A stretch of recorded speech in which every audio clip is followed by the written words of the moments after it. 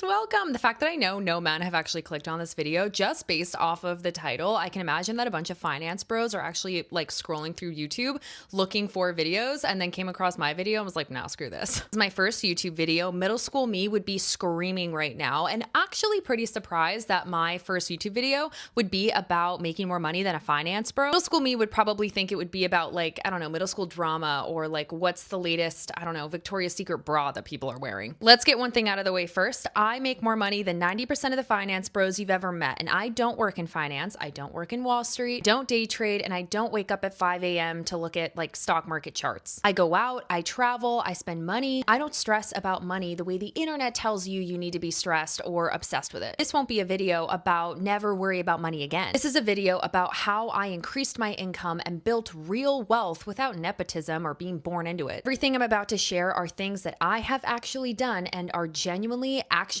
and repeatable. I actually have my little iPad here because I wrote some notes. Without further ado, let's get started. I know people have these really long intros, but what else am I going to talk about? Okay, number one is the single thing that changed my life more than anything else was learning a hard skill. About 6 years ago, I spent $12,000 on a coding bootcamp. That was $12,000 I could have spent on travel, invested in stocks or ETFs, but instead I invested it in myself. And I didn't invest that money into a coding bootcamp because I wanted to be a coder or software engineer. Initially, I just learned how to code because I wanted to use it as leverage. I became a software engineer later, but I really just did it because I wanted that leverage. And it worked. That one decision of investing $12,000 into a coding bootcamp increased my salary $80,000. Not making $80,000, it increased my salary $80,000. The increase in income didn't come from a promotion or asking for a raise. It came from changing what I was capable of. If I'm being honest, those 6 months that I had to learn how to code were pretty brutal. I didn't go out, I didn't party, I barely saw my friends. I lived in my parents' basement, stayed up till 4 a.m. coding, went to sleep, woke up at about like 2 p.m. and rinse and repeat. Just slept down there,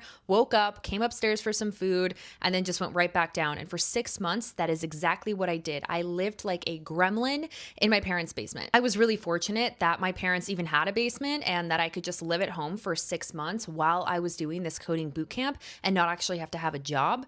But I'll tell you that there were other people in my coding bootcamp who had kids, families, a 9 to 5, and still did the coding bootcamp. 6 months seems like a long time, but it went by like this, and just investing those 6 months into learning a hard skill literally changed the next 6 years of my life. But I want to add, coding is just my example. Every single industry has a hard skill that you can learn, whether you're in product, marketing, social media management, UGC, finance. There is a difference between having a job and having a career. A job will pay you, a career really compounds. And I have found that hard skills turn jobs into careers. Let me get my iPad again. What's my next one? Oh yeah.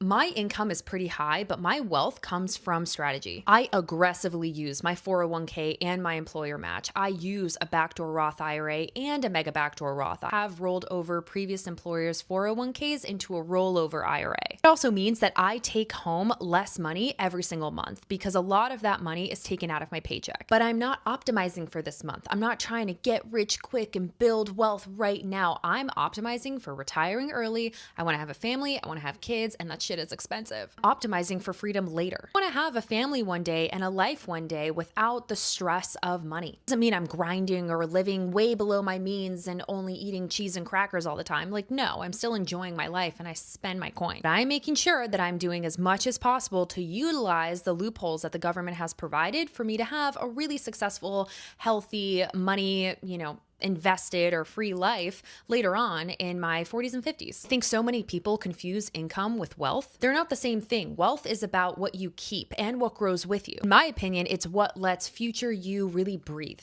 All right, number 3, and this might piss some people off, but I will never, not in this universe, in the multi-universe, or any other universe, invest in a digital budget planner. It's a money grab. Sorry, it just is. Any creator or even anybody on this earth telling you that you need to go through every single thing that you spent this month or in the past 2 months is not wealthy. They don't have money. They don't have a job. They just must not be busy. It's wildly unnecessary to utilize that strategy for budgeting when we have AI. What I do instead is tell AI, which I have it written down here, year, my current income, my taxes, how much I auto invest, my big fixed expenses, my 1 year, 5 year, and loose 10-year goals. Of course, you can add on a couple things on top of this too, but then I asked ChatGPT or Claude or Gemini, whatever I'm using, based on this, how much money do I actually have left for life? And I make sure it includes groceries, travel, clothes, nights out, and any mistakes that I make, which tend to be a lot. At the end of the month, and only once a month, I will look at my credit card statement and see how much money I spent. And then I input that into whatever AI tool that I'm using, and it creates this budget planner for me. And it's live, it's continuous. So I don't have to grab a piece of paper every single time I need a budget for something. I save my chat as a project inside of, you could save it in Google Gemini, Claude, ChatGPT, Microsoft Copilot if you want to. And then you could just you could call that chat my budget. And then every single month you can go in there and say, hey, I spent this amount of money. Does this align with how much money I should be spending? XYZ. Could you go through every single one of your credit card statements and see exactly how much money you spent on everything? Sure. Do I? Hell no. I just look at the total. And if it's too much money, then I just change my mindset for the next month. Okay, I need to be a bit more conscious about spending money. Just be self-aware, be self-reflective. Of course, I do recommend probably going through whatever random subscriptions you have or things that you don't know you're paying for. Like, that's really important, of course. But digital budget planners and buying that stuff every single month and then actually using it, I don't know. I just feel like you'll use it one time. It costs money. Like, why? I find that obsession with that stuff does not equal wealth. What else do I have on the chopping block? Okay, yes. I automate literally everything. Every single time I invest in an ETF or stock, immediately after I set up auto reinvesting. Do not pick stocks weekly. I don't watch the market. I'm interested in the news. So of course I try and read up on tech because I think tech will make a lot of money, but that's just me. Either way, I don't panic about the market. I invest smartly, intentionally, and fairly boring. I've invested hundreds of times without even thinking about it hundreds of times because I have auto reinvestments on and I use the Fidelity app. For me personally, that's the secret. And then in AI, anytime I invest in a new ETF or stock or have those auto reinvestments on, not every single time I auto reinvest, but inside of AI, I'll just say, inside of like the budget thing that I made, I'll just say, okay, also I have invested in this ETF $500 and I set up auto investing for it every, let's say Monday for $50. And it updates everything for me. Like, that's it. Number 5, back to the iPad.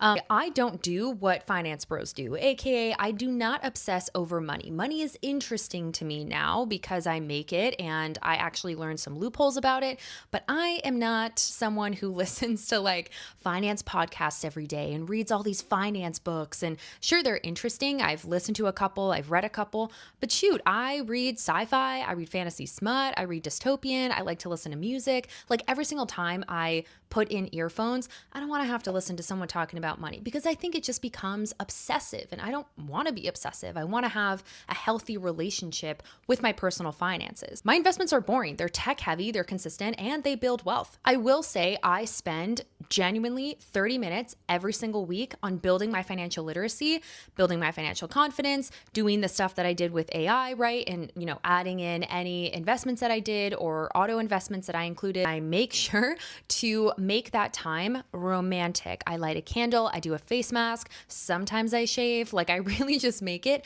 a vibe for myself so that I associate learning my personal finances and building financial goals for myself and understanding these complex financial terms. Relaxing. I make it relaxing for myself because a lot of those times that I don't know something or I'm learning about it, it feels really overwhelming. I don't understand anything. I don't know how any of it's done. And actually taking the time to learn all that stuff is stressful and feels overwhelming. So how can I create an environment for myself that doesn't feel stressful and doesn't feel overwhelming? That is what I do. I bake financial literacy and learning financial literacy and building my financial confidence into my self-care routine. Like, after an everything shower, I make sure once a week to spend 30 minutes, only 30 minutes.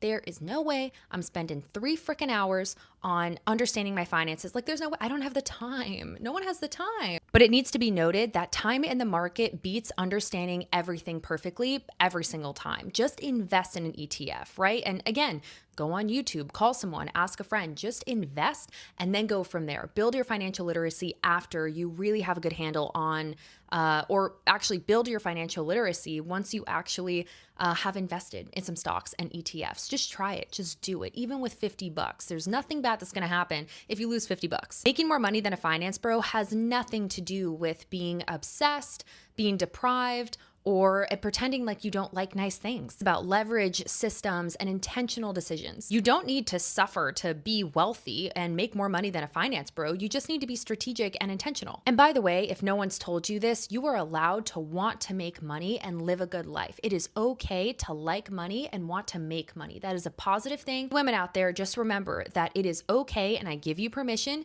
to want to make money and live a really good life. You can absolutely have both. I feel like I'm a very good example of somebody who has worked really hard for their wealth, has built their knowledge base, has built their portfolio, and still feel like I live a really fulfilled life. And that's my YouTube video. I have no idea how people close out these things, but if you want to see more YouTube videos, please let me know.